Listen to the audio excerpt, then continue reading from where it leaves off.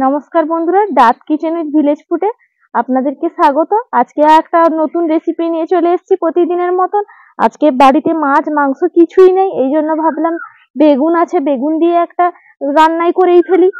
এই জন্য বেগুন নিয়েছি, এরকম সাইজের 5টা বেগুন নিয়েছি। এই বেগুনের আমি দোলমা বানাবো। আমি কি করে বানাবো আপনাদেরকে পুরো পদ্ধতিটা দেখাবো, কি কি মশলা লাগবে তাও দেখাবো। এরপর আমি রান্নার জায়গায় চলে যাচ্ছি।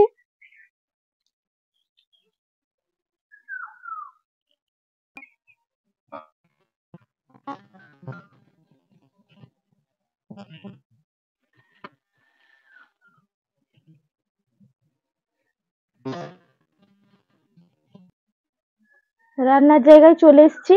কি কি নিয়েছি মশলা আপনাদেরকে দেখিয়ে দিব। এখানে নিয়েছি, লাগবে আলু। আলুটা আমি কেটে নিয়ে এরকম 4 টুকরো করে নিয়েছি। আলুটা সেদ্ধ করে নিতে হবে। আর লাগবে বেগুন, তো আপনাদেরকে দেখিয়েছি। এরপর মশলা নিয়েছি পেঁয়াজ কুচি, রসুন, আদা, লঙ্কা, এগুলো আমি বেটে নিব। আদা রসুন লঙ্কাটা আমি বেটে নিব, শুকনো লঙ্কাটা। আর এখানে মশলা নিয়েছি টমেটো কুচি, কাঁচা লঙ্কা কুচি, লাগবে হলুদের গুঁড়ি, জিরে গুঁড়ি, চিনি, লবণ, লঙ্কার গুঁড়ি, ধনে গুঁড়ো, তেল, গোটা এলাচ, আর লাগবে তেজপাতা, লাগবে ঘি। ঘিটা সেই দিকে আছে, এই জন্য আপনাদেরকে দেখাতে পারলাম না, ওই দিকটায় রেখেছি। এই যে লাগবে ঘি। এরপর কি করে রান্না করব আপনাদেরকে পুরো প্রসেসটা দেখাবো। তার আগে উনুনটা ধরিয়ে নেই, দিয়ে আলুটা সেদ্ধ করতে বসিয়ে দিব। তারপর আমি বেগুনটা কেটে নিব। উনুনটা ধরিয়ে নিয়েছি। এরপর কড়াইটা চাপিয়ে দিব। কড়াইয়ের মধ্যে দিয়ে দিব জল, 1 বাটি জল দিলাম। দিয়ে দিব আলুটা যে কেটে রেখেছিলাম, দিয়ে দিব আলু।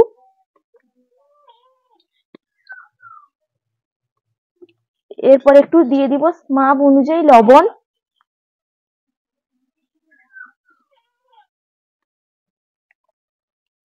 আজকে কি করছো? আজকে বানাবো বেগুনের দোলমা। আজকে মাছ মাংস কিছু নেই বাড়িতে, সেই বেগুন দিয়ে একটা বেগুনের দোলমা বানাবো, দেখবি মাছ মাংসকে হার মানিয়ে দিবি। এরপর ঢাকনা দিয়ে ঢেকে রেখে দেবো আলুটা সেদ্ধ হওয়ার জন্য। আর সেই দিকে বেগুনটা আমি রেডি করে নিব। আমি কি করে বেগুনটা রেডি করছি আপনাদেরকে দেখাচ্ছি, আপনারা দেখতে থাকুন। এরপর আমি বেগুনটা ভালো করে জল দিয়ে একটু ধুয়ে নিয়েছি। এই যে বেগুনটা আমি ধুয়ে নিয়েছি ভালো করে। এরপর আমি বেগুনের পেছনটা কেটে দিব। এইভাবে এইভাবে আমি পেছনটা কেটে দিয়েছি। দিয়ে একটা চামচ নিয়েছি, চামচ দিয়ে আমি বেগুনটা পুরো কুড়িয়ে বের করে নিব। ভেতরের বিচিটা আমি এইভাবে কুড়িয়ে কুড়িয়ে বের করে নিব পুরো। এরকম একটা চামচ নিয়েছি, এই চামচের পেছন দিয়ে এরকম বের করে নিতে হবে ভেতরের বিচিটা। মা, এর ভেতরে কি ঢুকাবে? এর ভেতরে যে আলুটা সেদ্ধ করছি সেইটা পুর করে ঢোকাবো। এই দেখুন আমি এইভাবে বের করে নিচ্ছি। আমি সবগুলো এইভাবে বের করে নিব। মা, বেগুনের তো আমি কোনোদিন কিছু খাইনি। আজকে খাবি, দেখবি ভালো লাগবে। বেগুন দিয়ে অনেক কিছু খেয়েছি, কিন্তু এটা খাইনি। এটা আজকে নতুন, ভাবলাম একটু নতুন কিছু করে দেখানো যাক।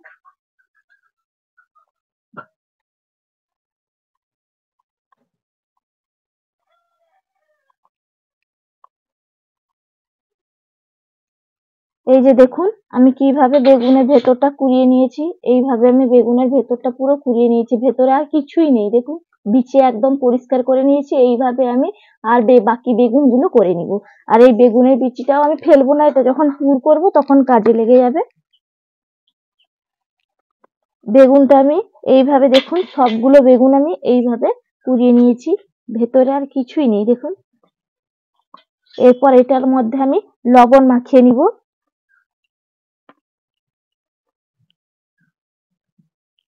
মাপ অনুযায়ী লবণটা মাখিয়ে নিচ্ছি, যাতে বেগুনটার মধ্যে ভালো করে ঢুকে যায়, সেই জন্য আগে থেকে মাখিয়ে রাখবো।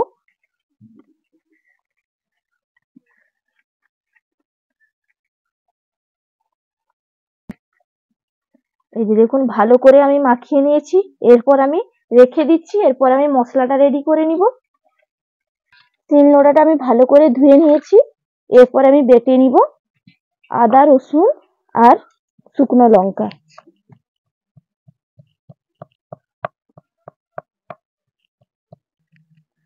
আদাটা বেটে নিয়েছি, বাটির মধ্যে তুলে নিলাম।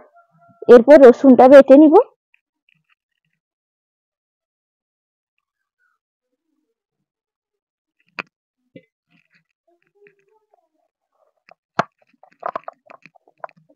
রসুনও বেটে নিয়েছি, রসুনটাও বাটির মধ্যে আমি তুলে নিলাম।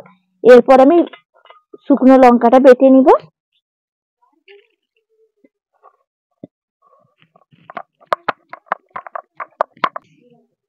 শুকনো লঙ্কাটাও আমার বাটা হয়ে গেছে, এরপর আমি তুলে নিলাম। শিলনোড়াটা ভালো করে ধুয়ে আমি এরপর রান্নার জায়গায় চলে যাব। এরপর আমি পুরটা রেডি করে নিব। আলুটা নামিয়ে নিয়েছি, এরপর আমি পুরটা রেডি করে নিচ্ছি। কড়াইয়ের মধ্যে দিয়ে দিব তেল, দিয়ে দিব এখানে সাদা তেল।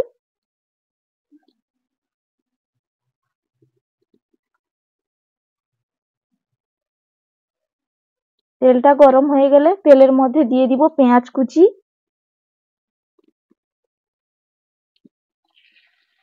তেলটা গরম হয়ে গেছে, দিয়ে দিলাম পেঁয়াজ কুচি।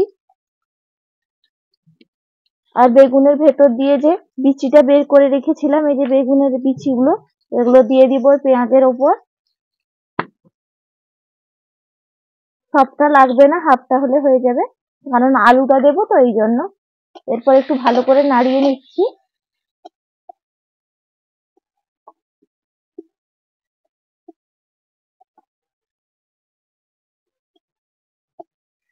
ভালো করে একটু ভেজেছি। এরপর আমি এর মধ্যে দিয়ে দিব কাঁচা লঙ্কা কুচি, দিয়ে দিব একটু আদা বাটা, রসুন বাটা। এরপর আবার ভালো করে একটু নাড়িয়ে নিব।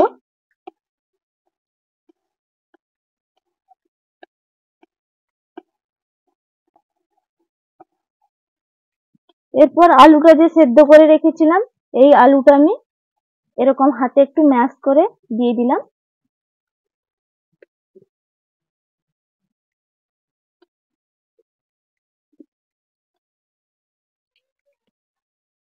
এরপর আমি এর মধ্যে দিয়ে দিব জিরে গুঁড়ি। মাপ অনুযায়ী আপনারা জিরে গুঁড়িটা দেবেন। এরপর দিয়ে দিব মাপ অনুযায়ী ধনে গুঁড়ি, দিয়ে ভালো করে একটু নাড়িয়ে নিব।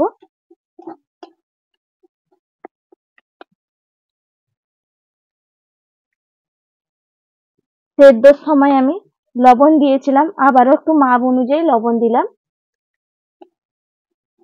এরপর আমি নামিয়ে নিব। পুরটা একদম রেডি হয়ে গেছে। পুরটা এরপর আমি একটা পাত্রের মধ্যে তুলে নিচ্ছি।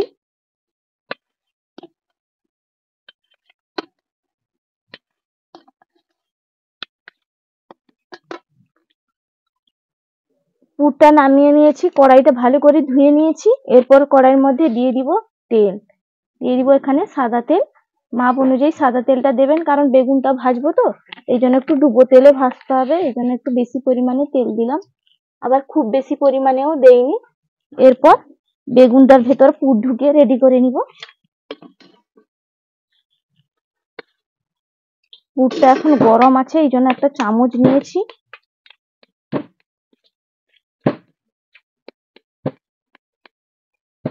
এই চামচের সাহায্যে আমি পুরটা ঢুকিয়ে নিচ্ছি।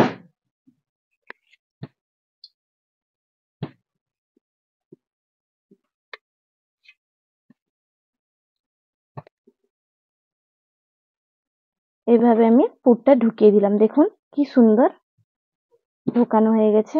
এরপর এটা আমি বেগুনটা ভেজে নিব, এক এক করে এরকম পুরটা আমি ভরে নিচ্ছি।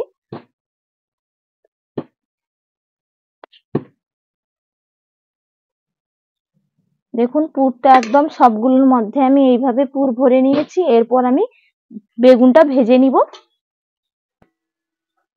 তেলটাও এদিকে গরম হয়ে গেছে, এরপর আমি বেগুনটা তেলের মধ্যে দিয়ে দিলাম।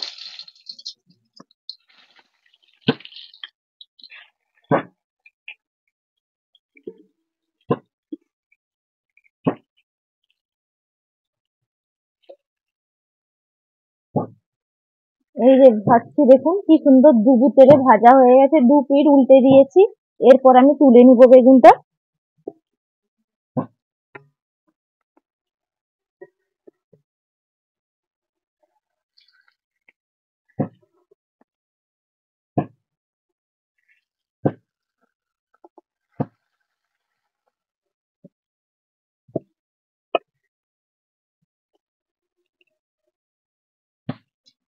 স্টার্ট। বেগুনগুলো দেখুন এইভাবে ভেজে নিয়েছি। এরপর ভাজার কিছুটা তেল থেকে গেছে, সেই তেলে আমি আজকে রান্নাটা করে নিব। প্রথমে দিয়ে দিব তেজপাতা, এরপর দিয়ে দিব গোটা গরম মশলা, শুধু এলাচ নিয়েছি।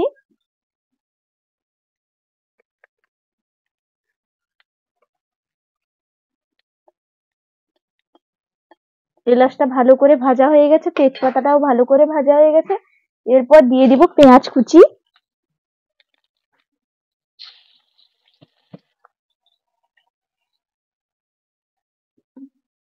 দিয়ে দিব টমেটো কুচি, দিয়ে একটু নাড়িয়ে নিব।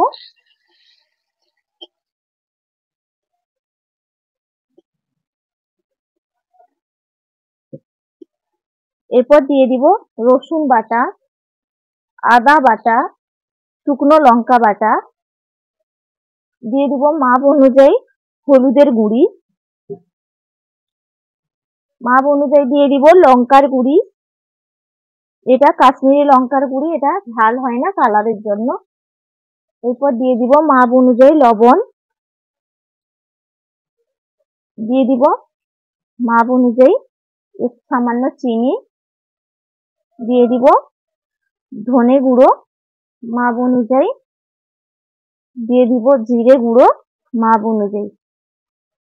এরপর আমি সমস্ত মশলা ভালো করে নাড়িয়ে নেব। দেখুন সমস্ত মশলাটা একদম ভালোভাবে কষিয়ে নিয়েছি। একটু জল দিয়ে দিচ্ছি যাতে মশলাটা বসে না যায়। দিয়ে আবার একটু ভালো করে কষিয়ে নিব।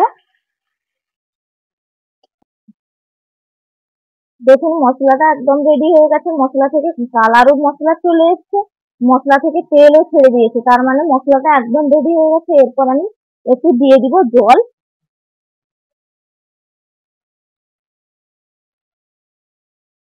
এখানে আমি পরিমাণ অনুযায়ী জলটা দিলাম, এখানে 1 বাটি জল দিয়েছি। ফুটটা এলে বেগুন দিয়ে নামিয়ে নিব, কারণ বেগুনটা তো ভেজে নিয়েছি, এই জন্য আর বেশি করে ফোটানোর দরকার নেই। দেখুন তরকারিটার মধ্যে ফুট চলে এসছে, এরপর দিয়ে দিব বেগুন,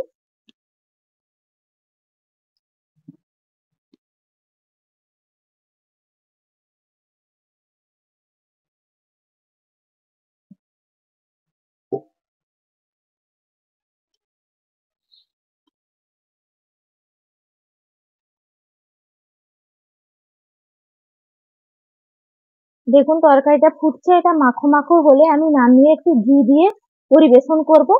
রান্নাটা একদম রেডি হয়ে যাবে, তারপর খেয়ে বলবো কেমন হয়েছে।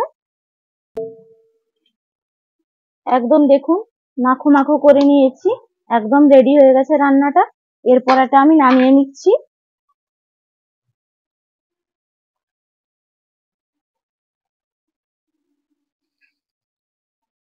দেখতে কতটা সুন্দর হয়েছে, তাহলে খেতে আরোই সুন্দর লাগবে।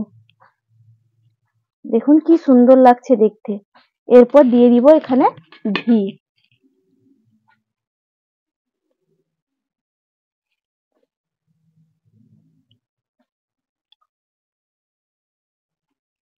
ওপর দিয়ে ঘি ছড়িয়ে দিলাম।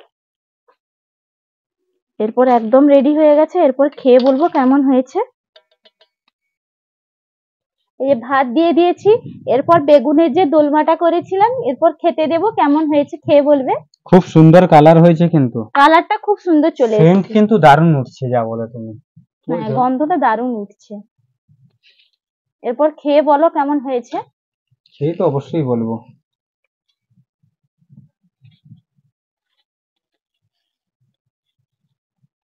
খুব সুন্দর লাগছে দেখি বলেছো। একটু গ্রেভিটা না, অসাধারণ লাগছে, মাছ মাংসকে হার মানিয়ে দেবে, তুমি যা বলো। খুব সুন্দর হয়েছে। আমিও খেয়ে দেখবো কেমন হয়েছে। আমি একটু পরে খাচ্ছি। এইভাবে তো আমি বানিয়েছি, আপনাদেরকে পুরো প্রসেসটা দেখিয়েছি, আপনারাও এইভাবে চাইলে বাড়িতে বানিয়ে সবাইকে খাওয়াতে পারেন অনায়াসে। সবাই চেটে পুটে খাবে। বাড়িতে যদি মাছ মাংস কিছু না থাকে, এরকম জিনিস থাকলে, বেগুন থাকলেই হয়ে যাবে, এরকম একটা অসাধারণ খুব রান্না। সুন্দর হয়েছে। আর যদি ভালো লাগে প্রথম থেকে শেষ পর্যন্ত দেখার অনুরোধ রইল। আর আমার চ্যানেলটা সাবস্ক্রাইব করার জন্য বিশেষ অনুরোধ রইল। টাটা, সবাই ভালো থাকবেন, সুস্থ থাকবেন, টাটা।